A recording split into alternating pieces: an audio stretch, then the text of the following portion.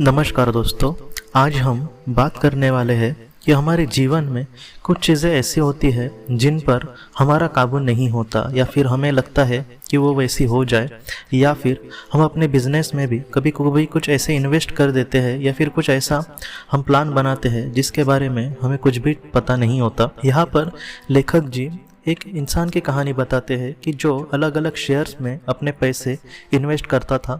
और वो बहुत ही ज़्यादा चिंता में होता था कि आखिर उसको नुकसान होगा या फिर उससे फ़ायदा होगा।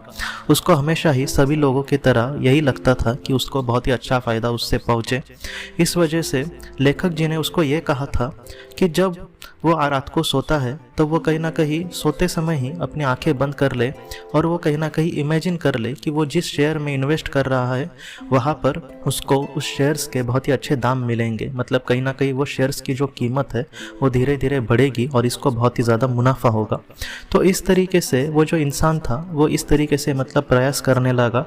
और वो थोड़े दिनों में इन सारी चीज़ों को बहुत ही अच्छे से सीखने लगा। उस इंसान ने कुछ इस तरीके से अपनी बातें कही है कि जैसे वो ध्यान करता था वैसे कायनात कहीं ना कहीं उसको मार्गदर्शन भी करती थी कि वो किस शेयर्स में अगर इन्वेस्ट करे तो उसके लिए अच्छा होगा। मतलब ये बात ऐसी नहीं है कि जिस भी शेयर्स में वो पैसे इन्वेस्ट करता था वो शेयर्स ही बढ़ता जाता था, या ऐसी बात नहीं है, बल्कि ये ऐसी बात है जहाँ पर उसको भी कहीं ना कहीं उस तीसरी शक्ति से कहीं ना कहीं मार्गदर्शन मिलता था कि वो आगे किस शेयर्स में इन्वेस्ट करे और बाद में उसको इस तरीके से फ़ायदा होता था।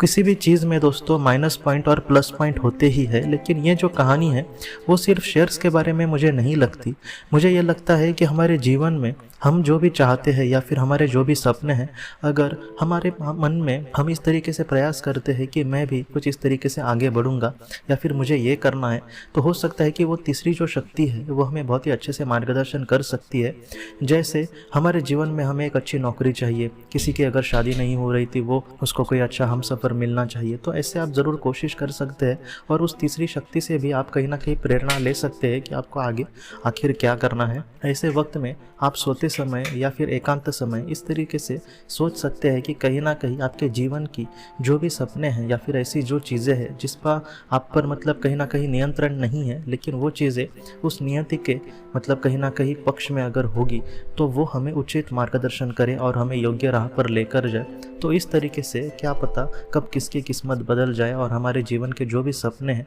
वो ज़रूर पूरे हो जाए। तो इस तरीके से आप भी ज़रूर कोशिश करना और प्रार्थना करना ईश्वर से कि हे ईश्वर, मेरे लिए जो भी सबसे अच्छा मार्ग होगा उसी तरीके से आप मुझे अपने जीवन में आगे बढ़ाते लेकर जाए। मेरे जीवन का जो भी पर्पज़ होगा, जो भी मकसद होगा, उसको भी आप पूरा करने के लिए मदद करें। मेरी मन की जो धारणा है या फिर मन की जो दशा है आप उसे हमेशा मतलब संभाले रखें और मुझे भी अपने जीवन में एक अच्छा कार्य करने दे। मेरी आत्मा ने जिस वजह से इस जीवन को चुना है या फिर मैं इस दुनिया में जिस वजह से आया हूँ उस कर्तव्य को आप ही अच्छी तरीके से पूरे करें और मुझे अपने जीवन में आगे बढ़ने के लिए आप हमेशा मदद करते रहना। इस तरीके से अगर हम प्रार्थना करेंगे तो ये प्रार्थना उस सर्वशक्तिमान ईश्वर तक ज़रूर पहुँचेगी दोस्तों। तो दोस्तों, मैं आपके सपनों के लिए दिल से प्रार्थना करता हूँ और अब हम अगली वीडियो में किसी नए विषय के साथ मिलेंगे। तब तक आप अपने परिवार का ख्याल रखना।